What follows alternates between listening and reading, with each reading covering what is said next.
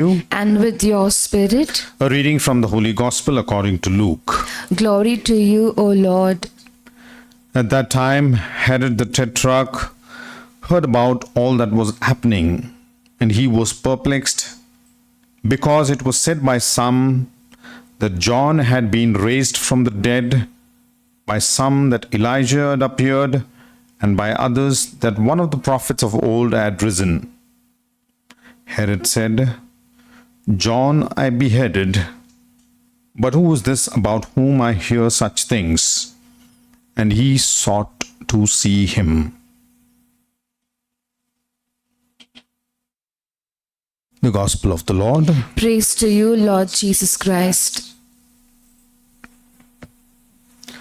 My dear brothers and sisters in Jesus Christ, one night a woman was waiting for a bus in a crime-ridden area. Then suddenly a tall, well-built policeman approached her and said, "Do you want me to stay here with you?" She said, "No, thanks. It's not necessary. I'm not afraid." Then he replied, "Well, you may not be afraid, but I am. Would you mind standing here with me?"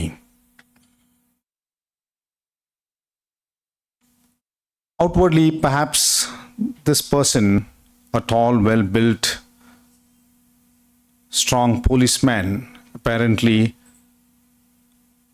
anybody could tell he's a very courageous man, but then on the inside, he had his own fears. This could be our situation as well, brothers and sisters, and in a way, life was something like perhaps Herod the Tetrarch, in a way. When we reflect on today's Gospel, Herod the Tetrarch is perplexed when he heard about Jesus, and especially when he heard that Jesus was likened to John the Baptist, because they were saying he's John the Baptist who's risen from the dead.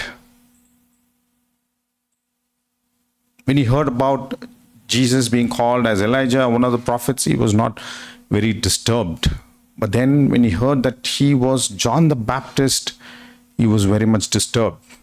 Because to satisfy his so-called worldly honor, his selfish interests, and even Herodias, he had John the Baptist killed.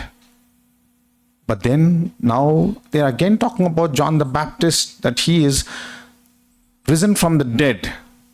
And here is Jesus proclaiming the gospel. In the Gospel of Mark, we hear clearly that though he was perplexed, though he was disturbed, yet he knew that John the Baptist was a holy and righteous man, because he challenged him from time to time that what he is doing is not morally right. So deep down, even after getting John the Baptist killed, he lived with that guilty conscience that he has committed a murder. So every good man reminded Herod of John the Baptist because of what he had done.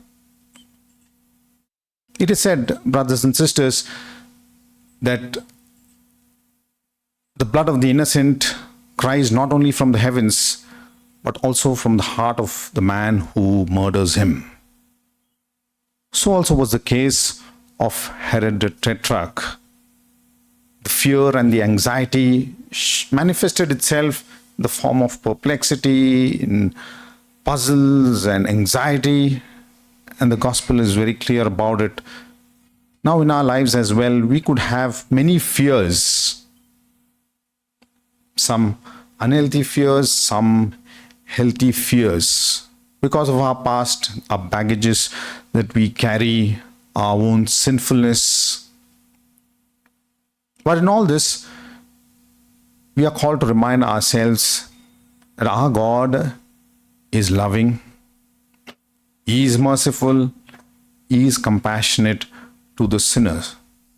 We might not have committed a grievous sin like Herod the Tetrarch, or violated one of the commandments in a very serious way, a mortal sin.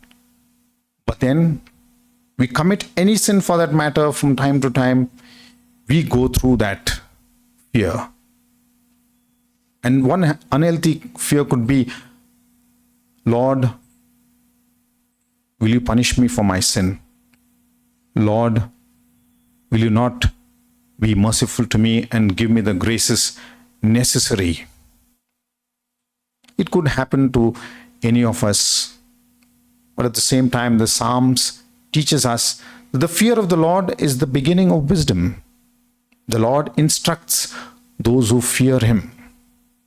And what is this kind of fear that God is talking about through the psalmist? That is healthy fear which we are called to develop, because we cannot comprehend God with our limited human thinking. And to understand God, who is so very merciful, we need to look beyond what we could really are able to even comprehend, and it's impossible. So the healthy fear would mean that we are reverentially drawn to our God because of what He has done for us. The reverential fear fills us with so much of love towards our God that we give up our life of sin. We begin to detest sin. We say, no, in comparison with what blessings we have received, in spite of the many times we have gone away from Him, yet God continues to give us the grace. So we ask during this Holy Eucharist that God, who is so very loving, may look upon our weaknesses and take away all unnecessary fear, unhealthy fears and anxiety, worries and nervousness because of the many sins of the past. And may He give us the grace to live with a clean conscience. May this Holy Eucharist and the Lord who comes to us in a special way strengthen us.